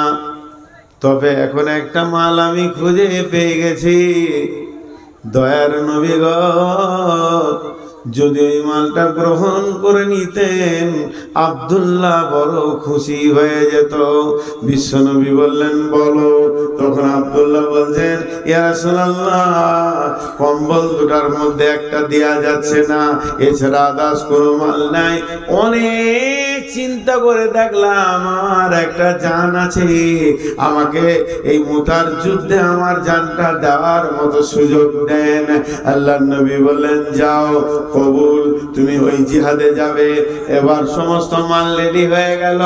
জিহাদে মাল সাহাবীরা যখন বেরোতে শুরু করলেন, রসুলের সঙ্গে মোলাকাত করে আর এক এক করে বেরিয়ে যায়। এবার আব্দুল্লাহর পালা যখন পড়েছে, আব্দুল্লাহ বলছেন, রাসূলুল্লাহ, আপনি আপনার আব্দুল্লাহর জন্য দোয়া করেন, একে যেন আল্লাহ এর জানটা কবুল করে নেয়। আব্দুল্লাহর ঘাড়ে হাত দিয়ে আল্লাহর নবী বললেন, এই আল্লাহ, আব্দুল্লাহ বহু ত্যাগের বিনিময়ে দিন ইসলামে এসেছে। আমি তোমার আখিরি পয়গম্বর নবী মুহাম্মদ আব্দুল্লাহর জন্য, কাফেরদের জন্য আব্দুল্লাহর রক্তকে হারাম করে দিলাম। তখন আব্দুল্লাহ চিৎকার করে বলল, ইয়া রাসূলুল্লাহ, ওদের জন্য যদি আমার রক্তটা হারাম হয়ে যায় আমি শহীদ কেমন করে হব? বিশ্ব নবী বলেন, আব্দুল্লাহ রে, তুমি যদি বিছানায় মারা যাও তবুও তুমি শহীদের দরজা পাবে। এ আব্দুল্লাহ বেশ কিছুদিন পর মুতার প্রান্তে, ওখানে বেশ কিছুদিন ঠান্ডা খোলা আকাশে থাকার কারণে পৃথিবী ছেড়ে চলে গেলেন, রোগে আক্রান্ত হয়ে চলে গেলেন। এই লাশ সন্ধ্যার সময় নিয়ে যাওয়া হচ্ছে কবরে, রাস্তা দেখানোর জন্য। হযরতে বেলালের হাতে রয়েছে মশাল, মশালকে জ্বালিয়ে দিয়ে নিয়ে যাচ্ছেন, কবরের দিকে নিয়ে যাচ্ছেন, আর সব লোক যাচ্ছে। হযরতে বেলাল বলছে, আমি আমি যেন শুনতে পেয়েছি কবরে কে নেমেছে লাশকে নামানোর জন্য। বলছে তোমাদের ভাইকে আস্তে আস্তে আস্তে আস্তে কবরে নামাও। তাকে কবরে নামানো হচ্ছে। আমি দলকে ছেড়ে সমস্ত ভিড়কে ফাড়িয়ে দিয়ে একবার সামনে গিয়ে দেখলাম লোকটা কে। লোকটা অন্য কেউ নয়, লোকটা হলো আখিরি পয়গম্বর নবী মুহাম্মদুর রাসূলুল্লাহ সাল্লাল্লাহু আলাইহি ওয়াসাল্লাম। নিজের হাতে আব্দুল্লাহ লাশকে রাখলেন। কেউ বলে লাশকে ধরে এরকম করে বলেছিলেন, আবার কেউ কেউ বলছে না লাশকে কবরে রেখে যখন দাফন হয়ে গেল আল্লাহর নবী লম্বা দোয়া করলেন না, লম্বা কথা বললেন না, ছোট্ট একটা কথা বললেন, এই আল্লাহ আব্দুল্লাহ এতদিন আমার কাছে ছিল, আমি আব্দুল্লাহর উপরে রাজি ছিলাম, এই আল্লাহ তুমি আমার আব্দুল্লাহর উপরে রাজি হয়ে যাও।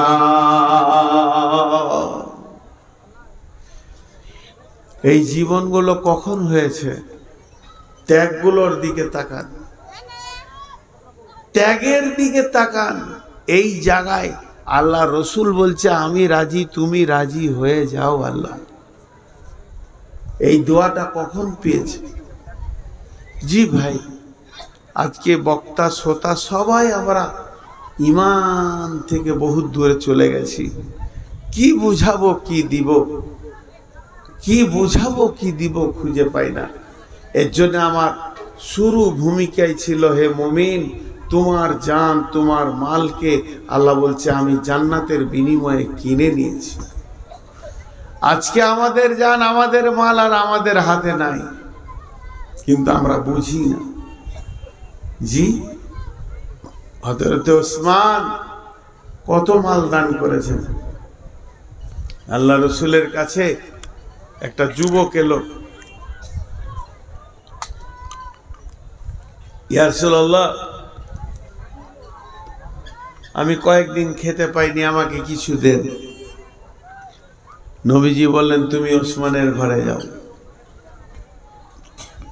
ওই যুবক ওসমানের বাড়ি গেল।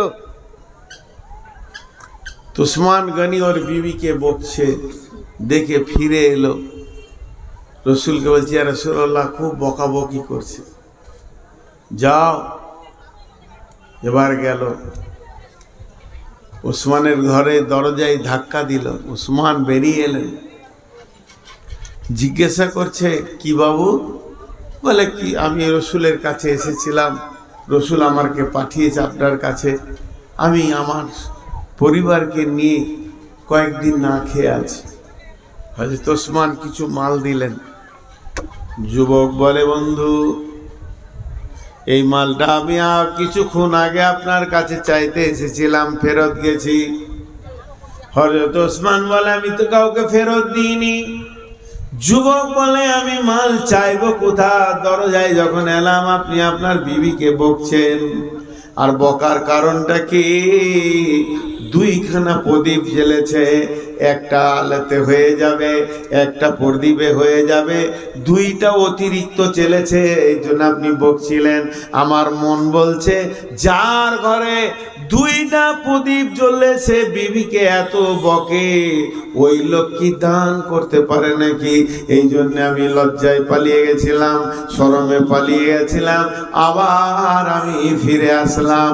তখন হযরত ওসমান বলছে বন্ধু তুমি বলো কিয়ামতের দিন হিসাবে লেনদেন চলবে, সেদিন হিসাব নেওয়া হবে, হিসাব দেওয়া হবে। আমি যেগুলো দান করছি এগুলো আমাকে আল্লাহ হিসাব দেবে, আর যেগুলো আমি খরচা করছি বাড়িতে এগুলো হিসাব আল্লাহকে আমাকে দিতে হবে। অতএব কিয়ামতের দিন হিসাব দেওয়ার থেকে হিসাব নেওয়া আসান। এর জন্য আমি খরচা করতে ভয় পাই, দান করতে ভালো লাগে। দান করতে ভালো লাগে। জি, মুমিনের গুণই হচ্ছে দান করা। মুমিনের গুণ হচ্ছে তার মাল থেকে আল্লাহ রাস্তায় বের করে দেওয়া। কোরআন শুরু করতে যে আল্লাহ বলেছেন বিসমিল্লাহির রহমানির রহিম, আল্লাযীনা ইউমিনুনা বিল গায়বি ওয়া ইউকিমুনাস সালাতা ওয়া মিম্মা রাযাকনাহুম ইউনফিকুন।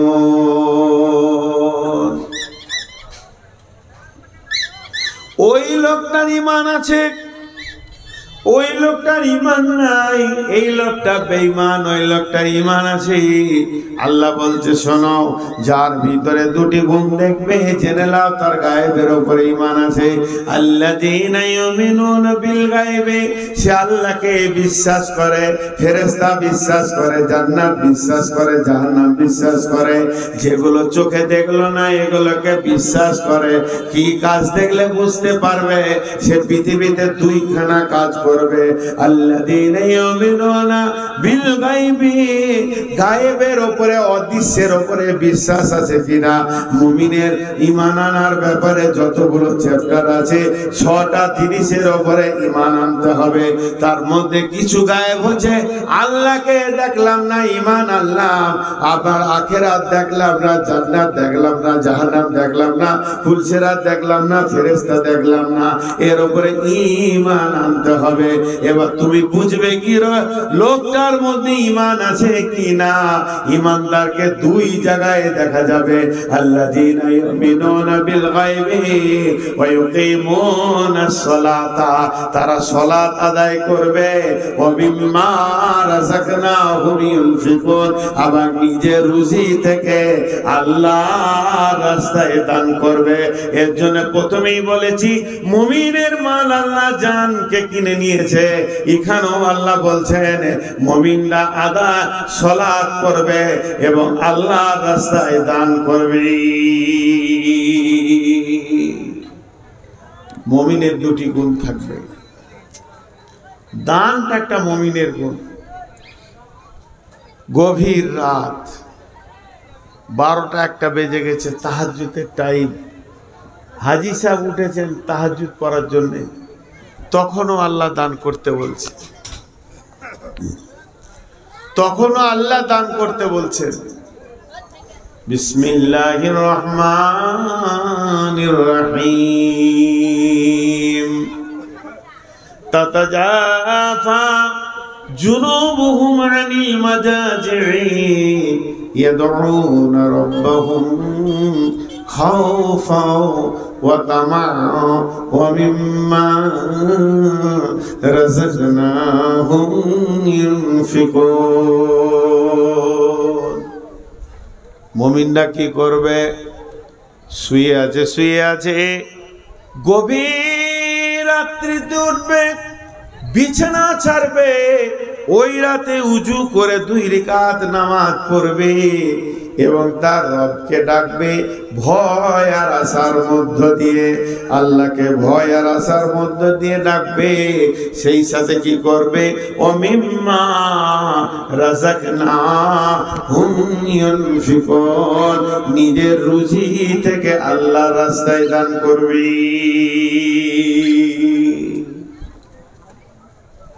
ভাইয়া, এখন একটা কথা বলি আপনাদেরকে, একটা কথা ধ্যান দিয়ে শোনেন। 5টা মিনিট বসেন, 5টা মিনিট আমি বক্তব্যের সারাংশটা গুটিয়ে দিই। আজ বক্তব্যের শুরুয়াত কি ছিল? মুমিনের জান মাল আল্লাহ কিনে নিয়েছেন। বক্তব্যের শেষ অংশ কি হলো? মুমিন গভীর রাতে কাঁদবে, তাও আল্লাহর রাস্তায় দান করবে। মুমিন আমরা যদি হতে চাই তা আমাদের জান মাল আল্লাহর জন্য রেডি করতে হবে। ভাইরা আমার, এখানে যত লোক বসে আছেন, আমি মাত্র 5 থেকে 7টা মিনিট আপনাদের কাছে চেয়ে নিচ্ছি। 5 থেকে 7টা মিনিট, উঠবেন না কেউ। আল্লাহ তাবারক ওয়া তাআলা বলছেন বিসমিল্লাহির রহমানির রহিম। ইয়া আইয়ুহাল্লাযীনা আমানু, ইয়া আইয়ুহাল্লাযীনা আমানু ইস্তাঈনু বিস-সাবরি ওয়াস-সালাতি ইন্নাল্লাহা মা'আস-সাবিরিন ওয়া লা তাকুলু লিমান ইয়ুকতালু ফি সাবিলিল্লাহি আমওয়াতুন বাল আহইয়াউ ওয়ালাকিন লা তাশউরুন وَلَنَبْلُوَنَّكُمْ بِشَيْءٍ مِّنَ الْخَوْفِ وَالْجُوعِ وَنَقْصٍ مِّنَ الْأَمْوَالِ وَالْأَنفُسِ وَالثَّمَرَاتِ। এখানেও আল্লাহ ইমানদারদেরকে বলছে ধৈর্য ধরে আমার কাছে সম্পদ চাও। খবরদার শহীদদেরকে মৃত্যু বলবে না, বরং তারা জীবিত তোমরা বুঝবে না। এবং হে মুমিনের দল, পৃথিবীতে তোমার জানের উপরে মালের উপরে পরীক্ষা চলবে। ওয়ালা নাবলুয়ান্নাকুম বিশাইইন মিনাল খাউফি ওয়াল জু'i ওয়া নাকসিম মিনাল আমওয়ালি ওয়াল আনফুসি ওয়াস সামারাত। মুমিন যে হবে জান মালের বিনিময়ে আল্লাহর কাছে সে জানো কোনদিন ফেল করবে না, পাস করে যাবে। হযরত ইব্রাহিম আলাইহিস সালাম সন্তানকে আল্লাহর সামনে জবাই করে দেখিয়ে দিল, আমিও আল্লাহ তোমাকে ভালোবাসি। যা হোক কুদরতে জবাই হলো না, সেটা আল্লাহর ক্যাপাসিটি। ইব্রাহিম দেখিয়ে দিয়েছে আমি জানও দিতে পারবো, মালও দিতে পারবো।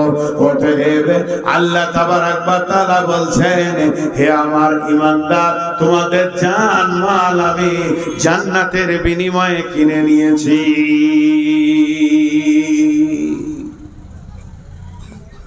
ভাই আমার, আজকে আমি পুরো 1.5 ঘন্টা 1.25 ঘন্টা কথা বললাম একটা বিষয়, সেটা হচ্ছে আমার জান আর আমার মাল আমার নয়। দ্বিতীয় কোনো বিষয়ে আমি যাইনি। তো যে কজনই বসে আছেন, একবার বিবেকের চেতনা দরজাটা খুলি যে আমার জান আমার না আমার মাল আমার। যদি তা না হয়, একবার আল্লাহর হস্তে 5,000, 10,000, 1,000 দেনওয়ালা কে আছেন? আমি 6 মিনিট আপনাদের হাতগুলো ধরছি, উঠবেন না, তারপরে আপনারা যা করবেন করবেন। 6 মিনিট চেয়ে নিচ্ছি, আর প্রতি মিনিটে আমি বলে দেব যে আর 4 মিনিট আছে, আর 3 মিনিট আছে। আল্লাহর হস্তে উঠবেন না। আমি তো ওসমান গনির কথা বললাম যে সে মালের বিনিময়ে দান, বলছে আমি দান করে আনন্দ পাই, খরচা করে আনন্দ পাই না। তা আল্লাহর গোলাম কেউ আছেন এই মসজিদ কেন্দ্রিক আয়োজিত মাহফিলে আপনারা 5,000, 2,000, 10,000, 20,000 কারো দেওয়ার যদি ইচ্ছা থাকে যে শেষ বক্তার হাতে দিব, তা আল্লাহর গোলাম বলতে পারেন আপনারা কেউ আছেন কি? মা বোনেরা আপনারা পর্দা থেকে দিয়ে পাঠান। আমি বহুত দূরের মুসাফির, আপনাদের জন্য দোয়া করব। আছেন কেউ আল্লাহর গোলাম? এখানে কেউ রয়েছেন ওই রকম 5-10 হাজার দেনেওয়ালা কেউ রয়েছেন? জি বলেন। আল্লাহর বান্দা বলেন, আল্লাহর জন্য বলেন। একটা 5,000 বলেন দেখি, একটা। এই ধনমাল ছিল তোমার ও দাদার, সে মরে গিয়ে আজ হয়েছে বাবার। বাপের মালেতে তুমি ওয়ারিস হইলে, কাল ছেলে ওয়ারিস হবে তুমি মরে গেলে। ধন ধন করিও না ধন অপরজন, মরিলে তোমার সঙ্গে যাবে না ধন। ধন জন অপরজন না রহে কাহার, আনিত ভাবে এই নিত ব্যবহার।